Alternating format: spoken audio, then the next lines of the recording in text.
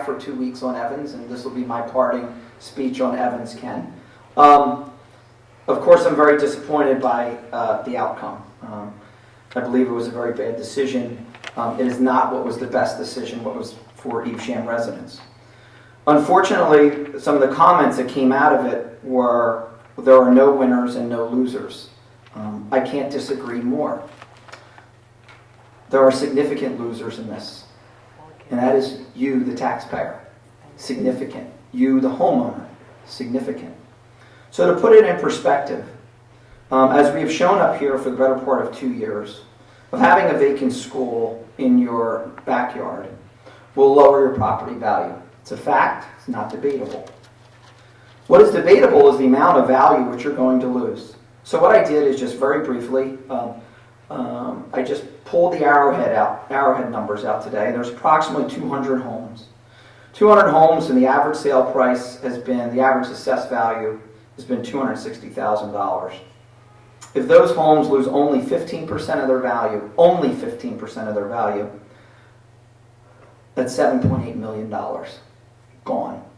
1 year, 2 years, maybe less. Gone. Where are they getting their money back from that? $7.8 million. It's not coming back. It's never coming back. And then, of course, as you know, it's not just those values that get affected. It's the comp homes that get sold. And Kenneth and Tom were talking about it earlier. There's 16,000 residential units in our community. So when they start building comp numbers on it, you now have to say, Bob's been in real estate, Steve and I have been doing this for a long time.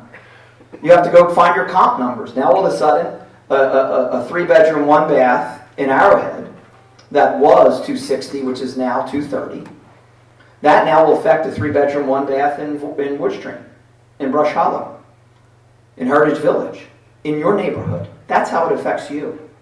It also affects you because it is inevitable, as we all know, we've been through it here. It's when they come in to get their properties reassessed. And we took a beating for years on the way of the reassessment. When they come in for their tax appeals and they want their values lowered because they want to pay higher taxes on their values. So who pays for that? You do, the taxpayer. The average home, when they come in here for a tax appeal, you have to pay for an appraisal and an attorney. That could cost anywhere between $1,000 and $2,000.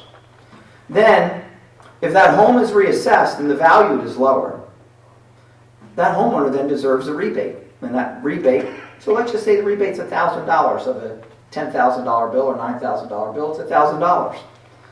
No one reimburses the township for that. Township pays the full amount of money reimbursed back.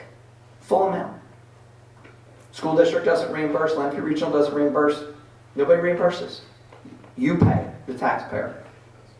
So overall, at the end of the day, who loses? You, the taxpayer. Which is what we've been saying up here for a year and a half, what Planning Board has been saying, that it is not good government to close a school, especially considering where this town is, where it's going. And when you have people like Pete Shiraki willing to put Chickies and Pete's here, and Robbie Lascala putting Lascalas and La Vezes, and we're getting Royal Farms, who've never been in New Jersey before, they want to locate here. Well, they're locating here for a reason, because this is a vibrant, growing community. The number of phone calls that I've received from people not in the area, Mayor, I just heard you closed the school. These are very wealthy people who are investing in our community, and they want to know, why are you closing a school? If you don't live here, you don't understand the 2-year backstory, it's hard to answer that question. And I've attempted to. So, unfortunately, Evans is closed, Mr. Mills. It's not what this council wanted. It's not what the Planning Board wanted. And when you go back through the last 2 years of elections, that's not what the voter wanted. But it happened. I think the long term will have a financial effect on you, the taxpayer. And Deb always says, so articulate, and I can't always do it, but we are stewards of your money. I say it all the time. And so often I've heard in the last year and a half, mayors, you're just taking Evans's side. this council, myself, and this planning board that I sit on, Councilman Zoe sits on and Bob sits on at times. No, we'd stand for any school. Evans was the only one, it was the name. Because closing a school is not the direction you go in a thriving community. And you're darn right I fought. I fought hard. This council fought. Planning board fought. We fought because it wasn't the right thing to do, in our opinion. And I hope people can respect why we fought. My takeaway from the other night was there was a tremendous amount of people who were in that room who don't live in this town, who are making the decisions for you, the taxpayers, and they don't live here.